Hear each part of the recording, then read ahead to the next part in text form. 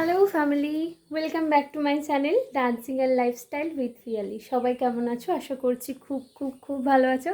এই যে বড়বাবু ফোন করছে, আমার ভিডিও করতে দিচ্ছে না। যাই হোক, তো আমি এসেছি শ্বশুর বাড়ি, যেহেতু অম্বুবাচী আছে, মানে কালকে তিথি শুরু হয়েছে, রবিবার, আজকে সোমবার, আজকেও তিথি আছে। তো বাবার মন্দিরে একটু পুজো দেবো। তোমরা সবাই জানো এই যে আমার জানলা দিয়ে বাবার মন্দির দর্শন করা যায়। তো বাবার মন্দিরে আজকে একটু ভেবেছি পুজো দেবো। তো তার জন্য এই যে রেডি হয়ে গেছি লাল শাড়ি পরে। আমি আসলে কোনো শাড়ি খুঁজে পাচ্ছিলাম না, তাই এই যে রেড পরে নিয়েছি, পুরো একদম রেড।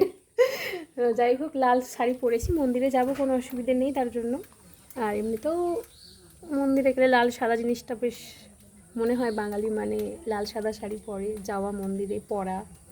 তো সেরকম পরে নিয়েছি, রেডি হয়ে গেছি। মামনি এখনও আসছে না, ওটার জন্য অপেক্ষা করছি, কারণ বাবার মাথায় আজকে দুধ ঢালার ইচ্ছে আছে। তো পাশের বাড়ি থেকে দুধ নিয়ে আসা হবে। তো এত কাদা, ভাবছিলাম মামনিকে পাঠাবো, বাট যদি আসে না, দেরি করে, তাহলে আমাকেই যেতে হবে। দেখা যাক, তোমরা আমার সঙ্গে থাকো। টাটা।